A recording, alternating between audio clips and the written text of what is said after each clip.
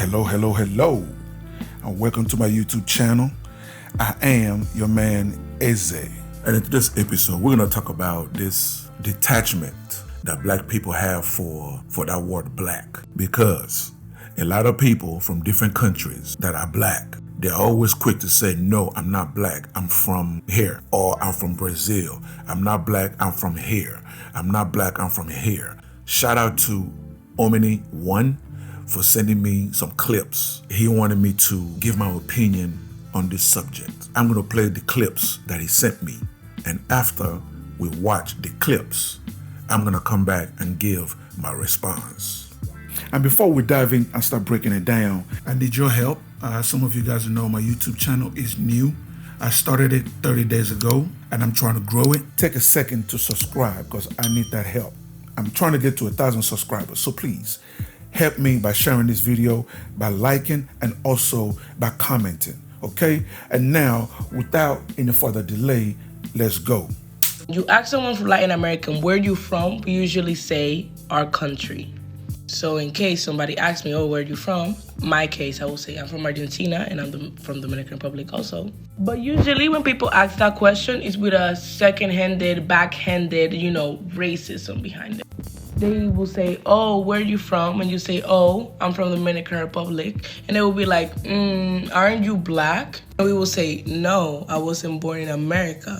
I'm Dominican. And that will create a whole narrative of, oh, you cannot be Dominican because you're black. You don't understand why Dominicans fight so hard to identify with their nationality. Without understanding that literally the first half of my life, I only identified with being Dominican. So I know exactly why Dominicans identify with being Dominican, because that's how I was raised. And there's still people in my family who only identify with being Dominican. The most offensive thing somebody could tell me is that I'm black. Because that's not what I am. I don't subscribe to that indoctrination. What do you subscribe to? I mean, African people come from Africa. So Chinese people come from China. Ain't no continent called black. When you sitting there telling someone, oh, you're black because you're a quarter black, you're imposing the one-drop rule that was forced to you by your slave owners, by your master, by your colonizer. What is the point of arguing over that? The bottom line is, the way American history panned out, black people and white people were forced to have separate cultures and identities. I can't force you to accept each other. I've gotten to that point. I used to speak on that. So you can't force people to just run around and say they're black all day. It doesn't work that way. You have to just accept the way other people view things. So, you guys heard it yourself. And what did you guys notice when every time someone says they are not black, they're Dominican or they're Cuban or they're Brazil or they're Nigerian or they're Kenyan, what they don't understand is they are talking about their ethnicity. Your ethnicity is not your race. That's what people don't understand. People confuse their nationality, their ethnicity with their race. They confuse their culture, their tradition with their race. Take me for instance. I'm Nigerian, okay? But guess what? I'm black first. That is my race.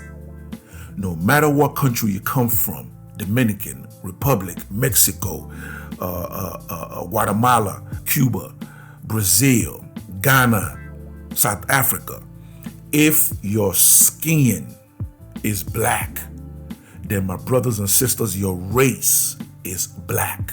If you come from a background where you already were not very educated, which is the case with my family comes from the poor class in Dominican Republic. My parents came here with 6th and 8th grade education. So they were already at a disadvantage. So once people already know, okay, you don't speak my language, then it's like right off the bat, there's already discrimination because I don't speak the language. So you already have that layer of discrimination taking place. And then to add to it, to even claim black or say that you're black, forget it. It's like, to Dominicans, like, how can I survive in a country like this? So they'll look for ways to still appeal to white norms. And examples of that will be like dyeing your hair blonde, or let me dye my hair red, let me put on some contacts, let me just build relationship with these white people that I'm working for, and start to share things about my family, show you a picture of my grandfather who's from Spain, let me show you a picture of my grandmother who was from France, or look, you see, this is my sister, yeah, she got blonde hair and blue eyes. It's just ways of trying to find a way to connect, to achieve a level of respect and success in their eyes, where they can live in a place where they can still stand out from Black America. When I got racially profiled, and when I almost got shot by a cop, he did not ask me, are you Dominican? He did not ask me, what is your race? He looked at me and assumed I was a Black woman in America. So I want you to look at yourself right now in the mirror and come to your fucking senses. Because nobody is going to sit here and ask you, oh, what are you?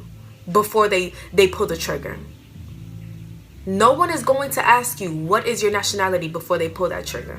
Dominicans are Black. And instead of running away from our Blackness at a time like this, we need to embrace that shit, because that is the only thing that's gonna get us through these times. The only difference between me and a Haitian, me and a Jamaican, me and a Cuban and a Puerto Rican is a boat stop.